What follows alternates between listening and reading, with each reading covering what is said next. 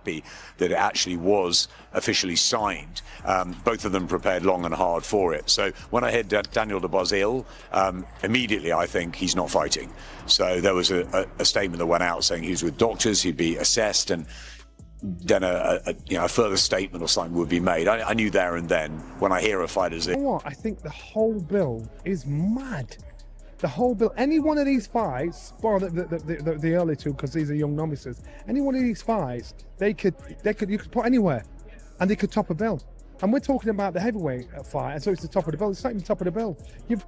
Ever since that particular fight, his behavior has been completely different, and that's just the reality of where things stand right now. And they say as soon as he pulls out of this fight, oh, he's a quitter, he's ducking, they can't wait to say that, but it also just doesn't make sense based on the run he's on and the quality of fighters that he has beaten stopped. I think, look, in some fights he has shown that he has shied away from the challenge in some situations, yeah. But in others, again, it swings and roundabouts with him. Sometimes you don't know what you're going to get, because in other fights he has proven bit down, like Hrgovic, for example, and got stuck into that where it was a back and forth fight. He was getting tagged a few, and The heavyweight scene was left in complete disarray when Daniel Dubois withdrew yet again, creating waves of disappointment throughout the boxing community. Industry veterans are now openly voicing their concerns about his reliability and mental approach, while Fabio Wardley continues to earn respect for maintaining his preparation and demonstrating true warrior mentality. The story of dreams, it's wonderful, it's a great chance for him. And then to have what happened yesterday with Daniel Dubois off, looking for a replacement, and in steps the most dangerous heavyweight outside the sort of title. I'm pissed off as well, but shit happens, and it's one of them things. Even Adam Smith appeared caught off guard by this latest development, but the real concern centers on Dubois repeatedly backing away when the stakes are highest. Professional boxing circles are increasingly viewing this as a troubling trend rather than isolated incidents of misfortune. Just because he's trained, for the IBF Heavyweight Title Challenge, but he wants to fight. He wants to appear on the show. I didn't think what would happen next would happen. And you've got to go forward no matter what. So you want to go forward, and hopefully he recovers and gets better soon. The lesson in that is, the fighters that are at home, that dip in and out of the gym, or they do this as a part-time thing, and they try and cheat boxing. You can play every sport in the world, golf, football, tennis, whatever. You can't play boxing because it's the only place, as Brendan says, you can legally get killed. So Don Charles attempts to justify the situation by citing injury concerns and Dubois being unfit to compete, yet boxing insiders remain unconvinced by these explanations and view this as another chapter in a growing narrative of unreliability that continues to overshadow his career. Yeah, he's changed. Of course he's changed, he's evolved. He's not the same fighter that I had. I won't expand, I'm not at liberty to expand on what the relationship was. He's not the same fighter, of course. He's evolved, he's developed. He's a current world champion. Is scrapped. Dubois had to pull out due to an illness. Frank Warren painted a picture of complete disorder backstage, revealing that the withdrawal came at the 11th hour with no proper contingency planning in place. His visible frustration underscored how this last-minute chaos has let down fighters, promotional teams, and most importantly, the paying public who anticipated a spectacular evening of heavyweight action. It's the people direct and then make a decision if he's out. Okay, when did you first learn about this, Frank? Very late this afternoon. Okay, so it's been a stressful day. To say the least. For the fighters as well. It's a shame for the fighters, for everybody involved. TV companies, and more importantly for the fans. Riyadh season, His Excellency, everybody involved. We're all gutted, but what can you do? That's Adam Smith's assessment reveals Daniel Dubois navigating through significant mental and physical challenges, yet this only deepens the boxing community's bewilderment and exasperation as supporters continue searching for concrete explanations regarding his pattern of high-profile fight cancellations. To go to try and climb back up again. Who did he lose to is the question. He lost to a generational great, somebody who's going to go down as one of the best to have ever gloved up in the name of Alexander Usyk. Eddie Hearn's candid acknowledgement that the circumstances have spiraled beyond manageable control speaks volumes about the complexity of the situation. His admission reflects widespread uncertainty while intensifying scrutiny on Dubois' camp, as even experienced promoters find themselves unable to adequately justify or rationalize the recurring withdrawals, leaving everyone wondering what comes next in this increasingly difficult predicament. Daniel Dubois, he just can't really get right. He has no real skill. Pretty durable chin. Art is kind of questionable. Johnny Fisher delivered harsh criticism of Daniel Dubois' capabilities, directly challenging whether he possesses the necessary skills to perform among elite competition. This blunt assessment intensifies the controversy surrounding another major bout cancellation, with Fisher's unfiltered commentary adding significant fuel to an already volatile discussion. Months of inactivity. That's really it. So, Moses Atelma, he's not out of the fight. It's just rescheduled for 2 months. Now, I'm seeing, that's what the Ring are saying. If we go on their X account, I believe it actually says that he suffered an ankle injury, where for a fighter who uses his feet an awful lot, it doesn't say it there. I don't know where. I'm sure I seen that Atelma suffered some sort of ankle injury. Maybe I was just, seeing things with that one.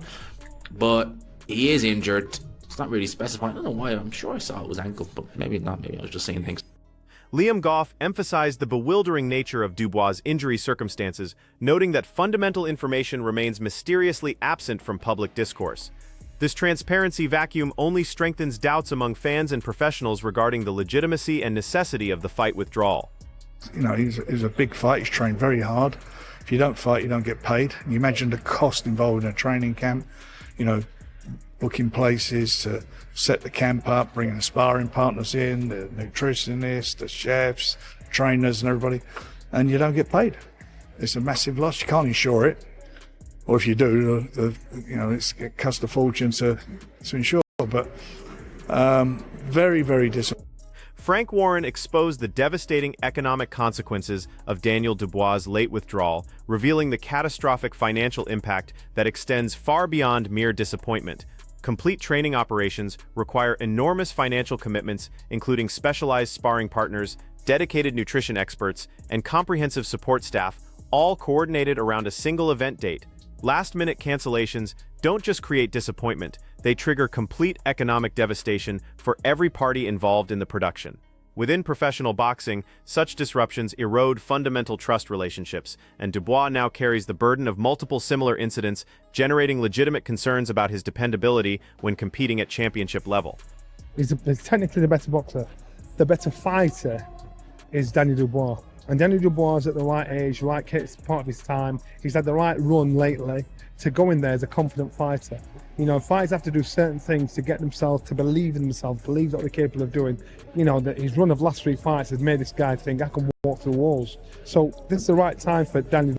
Johnny Nelson praised Daniel Dubois for entering an optimal career phase, suggesting his confidence and timing aligned perfectly for major opportunities. However, this positive momentum narrative appears questionable following another significant fight cancellation. Boxing success depends entirely on sustained momentum, and fighters who consistently withdraw from major opportunities watch that crucial energy evaporate rapidly. Critics now argue that regardless of natural physical ability, elite-level consistency separates true champions from pretenders, and Dubois faces serious challenges in that critical area. You're likely to pick up injuries, and I wouldn't be surprised if both of these guys are going in there with some sort of injury. Andy Lee suggested that injuries occur more frequently than public perception indicates, but within the context of Daniel Dubois' withdrawal, this observation only amplifies existing speculation. Professional boxing accepts injuries as occupational hazards, yet when they consistently emerge during pivotal moments, legitimate questions naturally arise. This creates mounting frustration because supporters remain uncertain whether they're witnessing authentic physical limitations or inadequate fight preparation protocols. Regardless of the underlying cause, Dubois' situation now faces increasing skepticism from significant portions of the boxing establishment. Yesterday, something popped up and said it's fake news that the fight was off and all this sort of stuff was going on about some poisoning, scandal, foolishness, and they tried to shut this thing down. And I'm saying that's fake news. I'm not having that. So let's wait and see. If it's true, that's a shame. You'll have to get. Johnny Nelson addressed the whirlwind of speculation and false information surrounding the cancellation, though irreversible damage has already occurred. Even when certain allegations prove unfounded, persistent confusion generates an unstable atmosphere around Daniel Dubois' professional decision-making process. In boxing, public perception carries equal weight with actual facts, and currently the prevailing perception grows increasingly chaotic, featuring too many unresolved questions and contradictory narratives surrounding his fight withdrawals. Twice as big for the casual fans.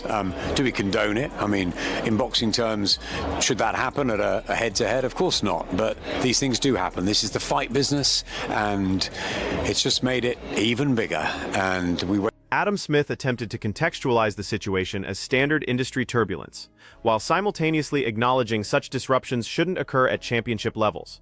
The fundamental problem lies in how repeated interruptions begin eroding the professional credibility of involved fighters, placing Daniel Dubois squarely within that controversial spotlight. Boxing fans no longer react to isolated incidents, but instead recognize emerging patterns that become increasingly difficult to dismiss or explain away. Okay, but he will have seen the doctor, and the doctor will make that decision on whether he should fight or whether he shouldn't fight. I mean, listen, this is the hurt business. You can only go in there 100%. So Spencer Oliver reminded everyone of boxing's unforgiving medical requirements where physician approval determines everything. Yet in Daniel Dubois' situation, these explanations fail to ease tensions and actually intensify ongoing debates. Supporters question whether this represented a legitimate injury requiring complete withdrawal or merely precautionary measures taken at the most inconvenient timing possible. Elite boxing revolves around perfect timing, and canceling major fights immediately transforms public perception. While safety protocols make logical sense, critics highlight Dubois' history of similar circumstances, explaining why confidence in his fighting consistency faces unprecedented scrutiny and widespread questioning. If I did know something about this, I would absolutely not say I knew anything about this. This is one of those ones that go over my pay grade, over my head, and over everything else. So I will, like most people, just wait and see how this plays out. It does sound... Aide Oladipo openly expressed bewilderment regarding the entire controversy, demonstrating how confusing Daniel Dubois' withdrawal situation has become for everyone involved. When established boxing media professionals describe circumstances as chaotic and incomprehensible, it reveals the poor communication surrounding the entire episode. This clarity deficit now fuels additional speculation, with fans and analysts attempting to reconstruct what actually transpired behind the scenes. In professional boxing, such uncertainty typically damages a fighter's standing more severely than the underlying injury itself, positioning Dubois at the epicenter of escalating confusion and mounting criticism. The entire controversy surrounding Daniel Dubois' withdrawal from the Fabio Wardley bout has rapidly evolved into boxing's most discussed topic, with industry professionals, promoters, and fans collectively questioning the true circumstances behind this decision. Some point toward legitimate injury concerns, while others believe the timing and recurring pattern of these cancellations represents a significant threat to his professional credibility. In boxing, where momentum, discipline, and consistency form the foundation of any fighter's reputation, these 11th-hour changes breed doubt and frustration, particularly when highly anticipated bouts completely collapse. Fabio Wardley's perspective adds another layer of tension, since supporters feel robbed of a genuinely meaningful heavyweight showdown that carried real consequences and widespread excitement. Pressure now mounts on Dubois to demonstrate these setbacks represent unavoidable circumstances or risk permanent classification as unreliable at elite competition levels. Currently, the conversation transcends individual fight analysis and focuses on his broader career trajectory and capacity to meet championship-level demands consistently. This discussion remains far from resolution, as the boxing community demands comprehensive answers and accountability moving forward.